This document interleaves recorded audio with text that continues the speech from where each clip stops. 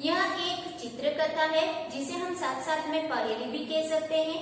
इसमें इन 3 गुड़ियाओं के माध्यम से यह बताया गया है कि इस दुनिया में 3 तरह के लोग होते हैं और जो अच्छे गुण वाले होते हैं वही व्यक्ति सर्वश्रेष्ठ होते हैं। यह अकबर और बीरबल की स्टोरी है, जिसमें बीरबल अपनी सूझबूझ, अपनी चतुराई और अपनी बुद्धिमत्ता से इन तीनों गुड़ियाओं में जो एक समान दिखती है उसमें से सर्वश्रेष्ठ गुड़िया को, सबसे अच्छी गुड़िया को पहचानता है। तो चलो हम जानते हैं इस स्टोरी को कि किस तरह से बीरबल इन तीनों गुड़ियाओं में से सर्वश्रेष्ठ गुड़िया को पहचानता है। एक बार अकबर के दरबार में एक कलाकार आता है। कलाकार यानी कला को जानने वाला। तो हम शब्दार्थ में लिखेंगे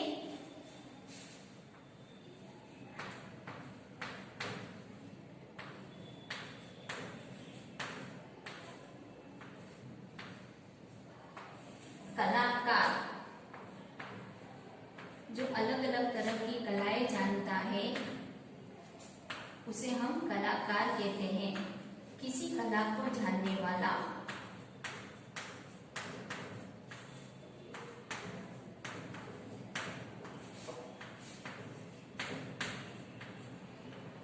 किसी कला को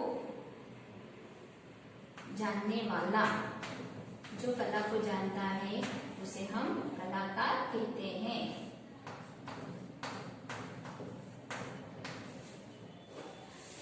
तो अब एक बार अकबर के दरबार में एक कलाकार आता है।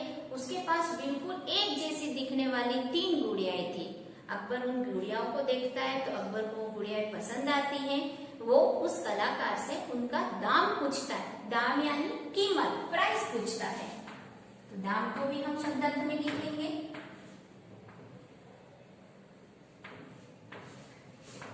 प्राइस, कीमत, मूल्य भी कहते हैं हम।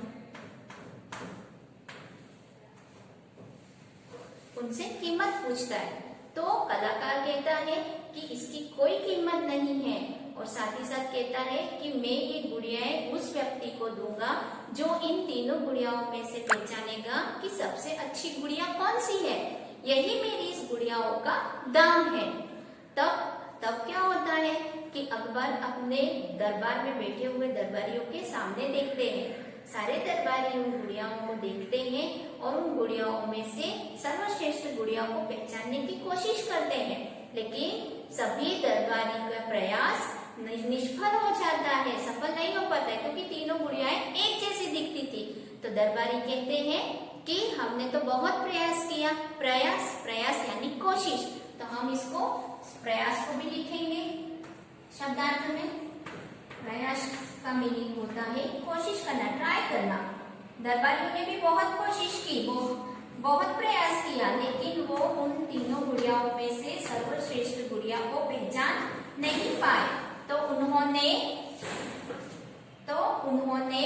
राजा से, अकबर से कहा, जा बना, यह कलाकार तो हमें मूर्ख बना रहा है। ये तीनों गुड़ियाओं में तो कोई भी अंतर नहीं है, तीनों समान ही है। जब सारे दरबारी इस पहेली को सुलझाने में असफल रहते हैं, नाकामयाब होते हैं, तो अंत में राजा अकबर बीरबल को बुलाते हैं और बीरबल से पूछते हैं कि क्या आप इस पहेली को सुलझा सकते हो। तो बीरबल कहता है कोशिश करता हूँ। फिर बीरबल उन तीनों गुड़ियाओं को अपने हाथ में लेता है और बारी बारी से तीनों गुड़ियाओं के कानों में फूंक मारता है। तो कभी मुंह पर हाथ रखता है तो कभी कान पर हाथ रखता है और थोड़ी देर बाद तीसरे नंबर की गुड़िया को आगे करते हुए राजा से कहता है कि जा बना, ये तीसरे नंबर वाली गुड़िया सर्वश्रेष्ठ है, सबसे अच्छी है। तो राजा आश्चर्यचकित हो जाते हैं कि बीरबल, ये तीनों गुड़ियाएं तो एक जैसी दिखती हैं, तो फिर आपने कैसे पता लगाया कि ये तीसरे नंबर की गुड़िया सर्वश्रेष्ठ है? हमारे सारे दरबारी तो इसमें नाकामयाब हुए।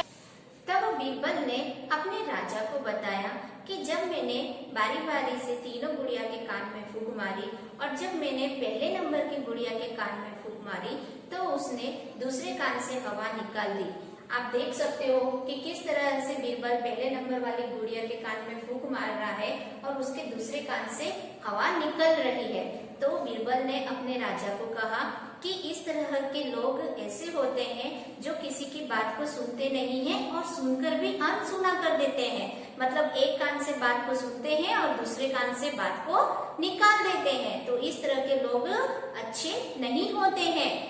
बीरबल ने दूसरी गुड़िया की तरफ इशारा करते हुए बताया कि जब मैंने इस दूसरी गुड़िया के कान में फूंक मारी तो उसके मुंह से हवा निकली। इसका अर्थ ये होता है कि ये लोग दूसरों की बातों को तो सुनते हैं पर ये बात सब जगह फैला देते हैं, अपने मुंह से सबको बता देते हैं। तो आप देख सकते हो कि बीरबल बता रहा है कि किस तरह से वो इस गुड़िया के कान में फूंक मार रहा है और उसके मुंह में से हवा बाहर निकल रही है। तो उसने कहा कि इस तरह के लोग भी हमारे विश्वसनीय नहीं होते। अगर किसी एक गोपनीय बात हो, कोई गुप्त बात हो या कोई सीक्रेट बात हो और अगर कोई आकर उनसे कहे तो ये लोग विश्वास वाले नहीं होते। ये बात क्या करेंगे, सारी दुनिया को बता देंगे। तो हम ऐसे लोगों पर भी विश्वास नहीं कर सकते हैं। अंत में बीरबल ने तीसरी गुड़िया को हाथ में लेते हुए राजा से कहा कि राजा, जब मैंने इस तीसरे नंबर की गुड़िया के कान में फूंक मारी तो इसके न तो मुंह से हवा निकली और ना ही दूसरे कान से हवा निकली। आप देख सकते हो कि किस तरह से बीरबल उस गुड़िया के कान में फूंक मार रहा है और ना तो उसके मुंह में से हवा निकल रही है और ना ही कान से हवा निकल रही है। इसका मतलब ये होता है कि ये इस तरह के जो लोग होते हैं वो दूसरों की गुप्त बात को ध्यान से सुनते भी हैं और साथ ही साथ वह दूसरों को बताते भी नहीं है। ना तो वो किसी को बताते हैं और वो बात अपने तक ही सीमित रखते हैं। तो इस तरह के लोग सर्वश्रेष्ठ होते हैं, श्रेष्ठ होते हैं। तो श्रेष्ठ का मीनिंग होता है महान। तो हम इसको भी यहाँ पर शब्दार्थ में लिखेंगे श्रेष्ठ।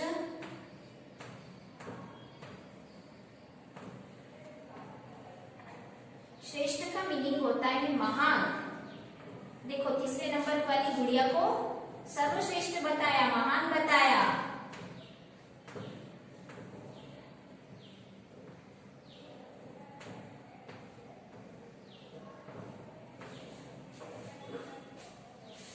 तो बीरबल ने बताया कि ये जो तीसरे नंबर वाली गुड़िया है वह सर्वश्रेष्ठ है। ऐसे व्यक्ति ही इस दुनिया में गुणीजन होते हैं, महान होते हैं, सर्वश्रेष्ठ होते हैं, जो दूसरों की रहस्यमय बातों को, सीक्रेट्स को सुनते भी हैं और साथ ही साथ उसे अपने तक ही रखते हैं, सारे जग में उस बात को फैलाते नहीं हैं।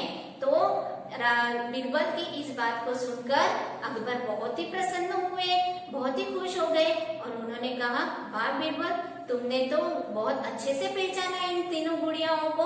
तो इस तरह से अकबर उन्हें वो गुड़िया तोहफे में दे देते हैं। तोहफे में मतलब उपहार में दे देते हैं। खुश होकर अकबर वह गुड़िया तोहफे में बीरबल को दे देते हैं। तोहफा यानी उपहार, गिफ्ट देते हैं उसको सही पहचानने पे।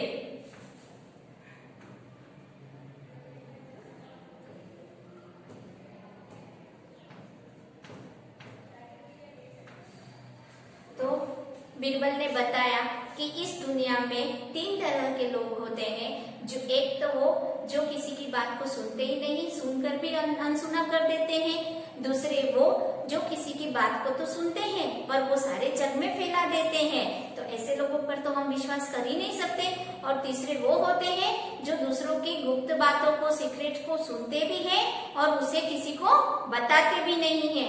तो बीरबल की इस सूझबूझ की वजह से राजा बहुत प्रसन्न हो जाते हैं और वो जो तीसरे नंबर की गुड़िया होती है उसे तोहफे में दे देते हैं, उपहार में दे देते हैं। तो बच्चों, आपने देखा कि किस तरह से बीरबल ने अपनी चतुराई से, चालाकी से और सूझबूझ के साथ में इस पहेली को सुलझाया। और हमें साथ साथ में ये भी पता चला कि इस दुनिया में किस तरह के लोग होते हैं। तो बेटा, जब भी आप लोग किसी अनजान इंसान के साथ में अपनी दोस्ती करो तो उसे आप भी जानने की कोशिश करो और जानकर, पहचान कर फिर दोस्ती करो कि क्या वो आपके विश्वास के लायक है, क्या वो आपकी बात को ध्यान से सुनेगा, क्या वो आपकी बात को सुनने के बाद अनसुना तो नहीं करेगा। और साथ ही साथ जब भी आपके कोई टॉप सीक्रेट होते हैं, कोई भी बात होती है तो उसे दूसरों तक तो नहीं फैलाएगा। तो आप इस तरह से अपने आसपास के दोस्तों को, अपने फ्रेंड्स को जानकर आप अपनी दोस्ती कर सकते हो। इसी के साथ साथ बेटा, मैं आप लोगों को एक और महत्वपूर्ण बात बताना चाहती हूँ कि हमारी वर्णमाला में दो तरह के ड और दो तरह के ढ आते हैं। एक ड ऐसा होता है जिसके नीचे बिंदी नहीं होती है और एक ड के नीचे बिंदी होती है। ढ में भी इसी तरह से होता है कि एक ढ के नीचे बिंदी नहीं होती है और एक ढ के नीचे बिंदी होती है। तो आज हम इसके प्रयोग को समझेंगे कि कौन से शब्द में हमें कौन से वाला ड और कौन से वाला ढ यूज करना चाहिए। तो हम इसके कुछ एग्जाम्पल देखते हैं। तो पहले हम बिना डॉट वाले ड को देखेंगे कि जब भी हमारा कोई शब्द ड से स्टार्ट होता है तो हम उसके नीचे बिंदी नहीं लगाएंगे।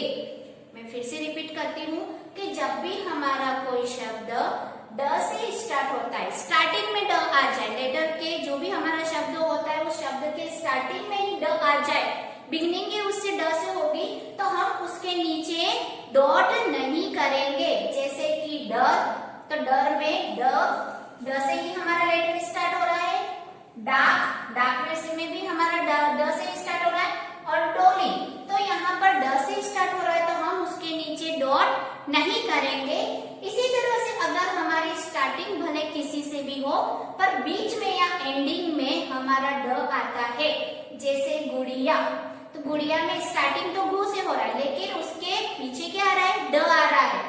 घड़ा, घड़ा में भी आगे घ आ रहा है लेकिन पीछे क्या आ रहा है, ड आ रहा है। बढ़ाई, बढ़ाई में भी आगे ब आ रहा है पर पीछे क्या आ रहा है, ड आ रहा है। अगर फर्स्ट नंबर को छोड़कर बाकी कहीं पर भी ड आ जाए तो हम उसके नीचे बिंदी करेंगे।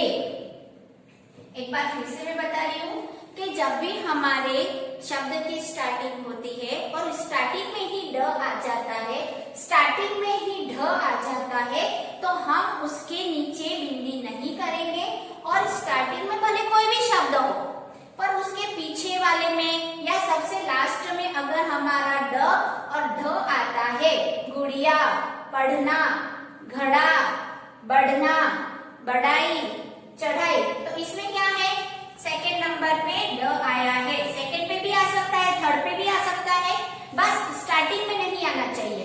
अगर स्टार्टिंग को छोड़कर कहीं पर भी आ जाता है तो हम उसके नीचे डॉट लगाएंगे।